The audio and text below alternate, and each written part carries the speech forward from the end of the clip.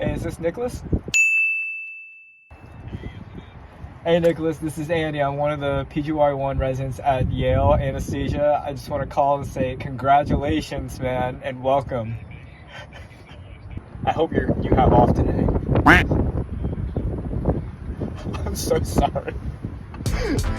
This video is a message to the new interns on what to expect. And though you may not understand it now, come back to this video again at a later point in your intern year. What I'm talking about is the spring intern. The February, March, April intern, because believe me, it ain't the same one that started out. Every day for the past several months have looked like this.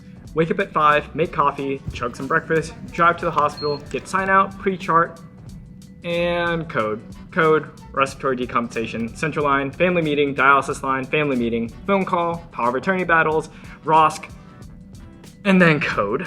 Organ donation, failure to thrive. And despite all those efforts, still having to say, sometimes we can't fix this. Tough but necessary lessons and experiences throughout the past 6 months of medicine wards, critical care, and surgery, back to back to back, rinsed and repeated. How's ICU been? Hell. Not really, it's not that bad. Got a good partner right there.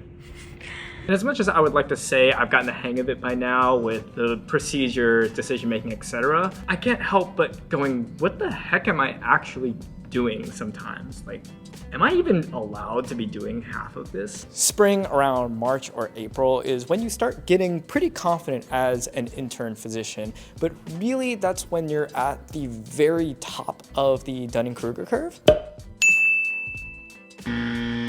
And life in a lot of your rotations starts to feel like this. And I think the really sad part about being like an April-ish intern is where you're just far along in your training to have expectations, but still not far enough in training to constantly meet those expectations.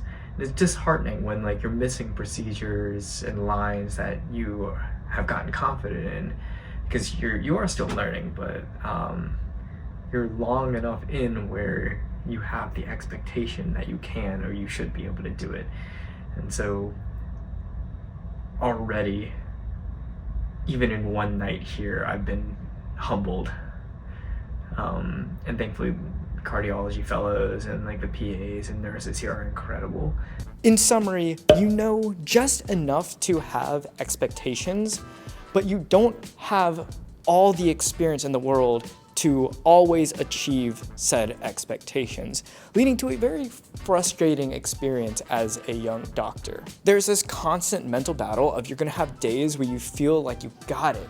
You feel like you can't make a wrong decision, and then others that will humble you so quickly, which is why there are seniors and attendings there to guide you. I will get a ton of lines, whether that be central TLCs or A lines, and then when I need to get it done the most, I miss it. I would have cleaned up a plan for a super complex patient in the ICU, but then when that plan doesn't work, sometimes I don't know where to go from here in my limited experience. This really is the worst feeling in the world, even more than just pure incompetence, because it feels like you don't have an excuse. Like, you should know by now, right? But in reality, this is actually where the most grace should be given in medical education. This point right here in intern year. Even I have just as recently as a few weeks ago missed important lines where I had to give it to my fellow or the attending in order to get them. And I've actually used a pretty unique, I'd say, practice in order to mentally overcome some of the frustrations of this spring intern phenomenon. But before I get to that, I want to give a quick shout out to the sponsor of today's video, Amboss. You may know Amboss for its world-class question banks and medical school board exam test prep, but what if I told you Amboss's knowledge bank has evolved just as I have to make the transition from med school to residency much, much easier. Amboss is one of the most comprehensive point-of-care evidence-based resources I've ever found, and I've been using it since my early days in medical school. But now as a resident, Amboss's new features like clinical pathways, med dosing and clinical score calculators, and clinical skills demonstrations have helped to be a pocket guide for the new and occasionally overwhelming situations that residency puts you in. Whether you are paged to respond to a code in the MICU, admit a patient with neutropenic fever, or troubleshoot mechanical ventilator settings in the middle of the night, Amboss's new clinical pathways help give you real-time clinical decision support when oftentimes you will be the first doc to be called to a situation. Need to quickly look up dosing and potential drug interactions? Find the information quickly and concisely in your pocket no matter where you are on the wards. And now, an evolving chapter of Amboss includes clinical skills to help you learn some of the small tasks you may be asked to perform and interpret, like point-of-care ultrasound at bedside, or help secure lines and drains that either you or a consulting service place for one of your patients. All these features and so much more is what makes Amboss a consistent tool on my phone from medical school to residency. To try these tools and support your clinical experience, use the link in the description to get 10% off your Amboss subscription. Again, use the link in the description to get 10% off Amboss's incredible platform and to integrate it into your daily workflow as a clinician no matter where you are. And if you're an incoming resident, hope you give Amboss a try and keep it in your pocket at all times. Oddly enough, that's where this little game called golf comes into my life in many more ways than just one. As my schedule starts to lighten up for the first time in like residency, weather gets warmer, I've started to pick back up a sport that is kind of unexpected for me to love: golf.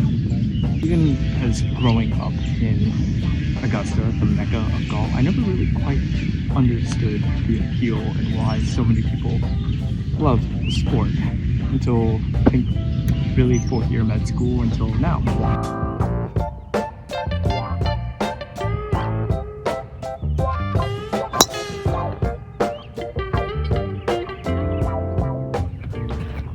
But then I started to realize a lot of what golf teaches me and everybody else translates exactly to me being a resident.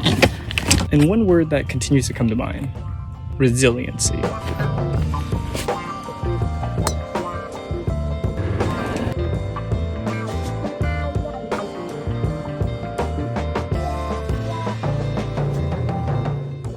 Golf is really, really hard, and each shot matters like your round depends on. One bad shot, one bad score is enough to ruin your day and ruin your round. It's this ultimate test of both physical and mental, and to the point where I enjoy playing just by myself because it's me versus me or me versus the course. Like now when I'm in the trees. I don't know where my ball is. Because when you miss a shot, you have two choices. You either get mad or you move on to the next one. And even if you are mad, the next one still comes regardless. And that absolutely applies to procedures. That absolutely applies to some of the decisions you make as a resident doctor. And in a very existential way, that applies to just life in general. Time continues to move forward whether or not your attitude is ready for it.